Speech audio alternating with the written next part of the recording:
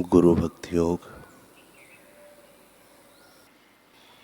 गुरु का सहवास साधक के लिए एक सुरक्षित नौका है जो उसे अंधकार के उस पार निर्भयता के किनारे पर पहुंचाती है।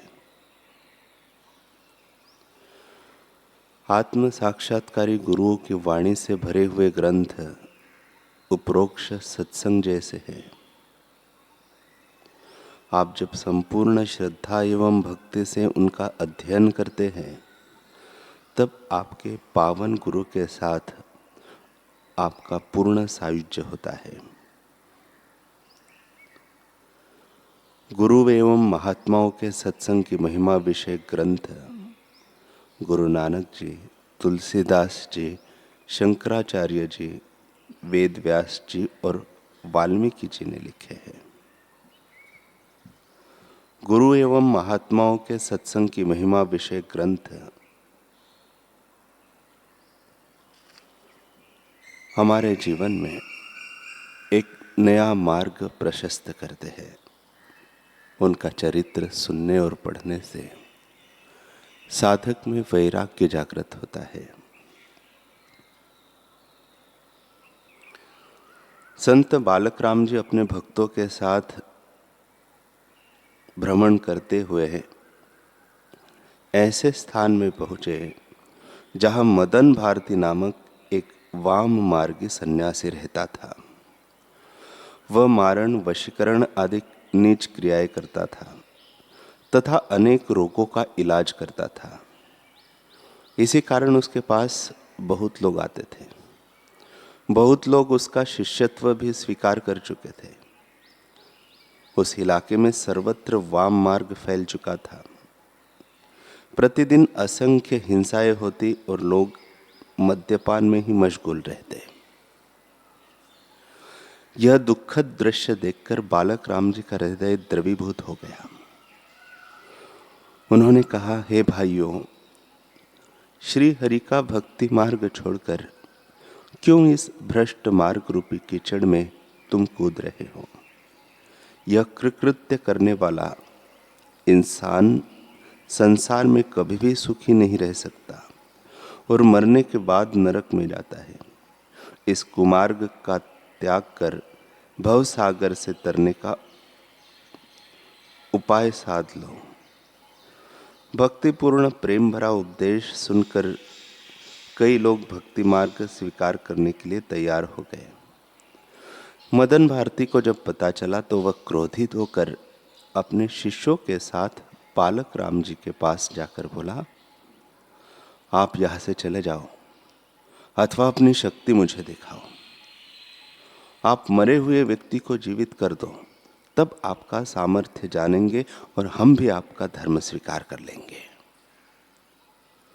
एक मुर्दा खोज कर लाया गया जिसमें से तीव्र दुर्गंध आ रही थी। मदन भारती बोला, बाबा जी, इस मुर्दे को जिंदा कर दो। बालक राम जी ने हंसते हंसते कहा, मैं कोई चमत्कार नहीं जानता। मैं तो भगवान का खिलौना हूं। वह जैसे खिलाता है मैं वैसे खेलता हूं। वे सरल चित्त से प्रार्थना करने लगे। जिस नाम के प्रभाव से पानी में पत्थर तरे, गहन वन में सूखे हुए वृक्ष पर मंजीरी आ गई, उस परम पवित्र राम नाम के प्रताप से यह मुर्दा भी जीवित हो जाए। कुछ क्षण बाद उन्होंने मृत व्यक्ति के कान में राम नाम का उच्चारण किया। राम नाम का ऐसा प्रभाव कि आसपास बैठे सभी लोगों की हाजिरी में वह मृत व्यक्ति उठकर बैठ गया। वाम मार्गी सन्यासियों ने बालक राम जी का शिष्यत्व स्वीकार किया। उस देश के राजा ने भी उनसे दीक्षा ली। यह देखकर मदन भारती उसी समय वह स्थान छोड़कर चला गया। बालक राम जी ने वहां एक मठ और धर्मशाला बनवाई। कुछ कुशल वैष्णव को उसका कार्यभार सौंपकर वे फिर से जगन्नाथपुरी के लिए चल पड़े। मणिकोठा में नीलांचल के नीलकांत मणिकांत भगवान के दर्शन कर वे घंटों ध्यान समाधि में बैठे रहे। दिन बीते, सप्ताह बीते और वर्षों की कतारें बीत गई। बालक राम जी ने देखा कि अब शरीर की उम्र पूरी होने को है। वे शिष्यों को बोले, अब हम शरीर से जाने वाले हैं, लेकिन आत्मा रूप से तो सर्वव्यापक सत्ता में ही हम रहेंगे। समाधि के लिए गड्ढा खुदवाया गया। बालक राम जी ने शिष्यों से कहा, हम लेटकर प्राण ऊपर चढ़ा देंगे, तुम लोग मेरे शरीर के ऊपर पुष्प आदि पदार्थों को रखकर मिट्टी से ढक देना। उनके शिष्यों ने वैसा ही किया।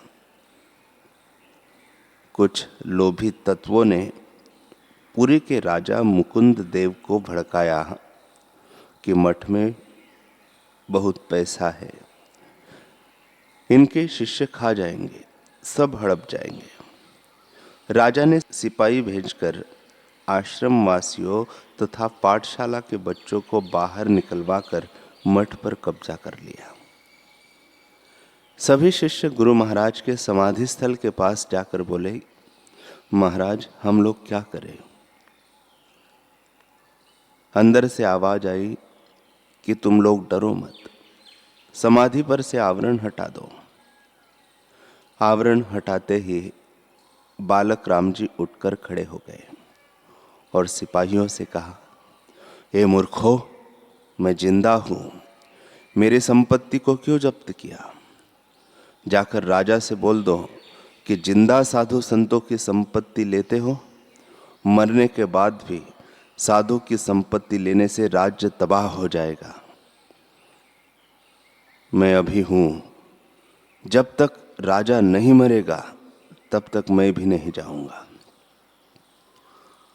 संतों ने राजा से कहा, औरंगजेब को मुंह की खानी पड़ी। संतों के आगे भगवान भी घुटने टेकते हैं, तो तू कौन है? यह अलमस्त संतों की दुनिया है, यह कुछ अलग ही होती है। राजा ने आकर माफी मांगी। 10वें दिन राजा मर गया। उसके बाद धर्म की संपत्ति हड़पने की किसी ने हिम्मत नहीं की। कुछ वर्षों बाद बालक राम जी फिर समाधिस्थ हो गए। अभी भी बालक राम जी का मठ जगन्नाथपुर में गुंटी चौकी में है। बालक राम जी शरीर से तो सदा के लिए सो गए, लेकिन उनके संकल्प बल, तितिक्षा और तप की खबरें आज भी लाखों लोगों तक पहुंच रही है।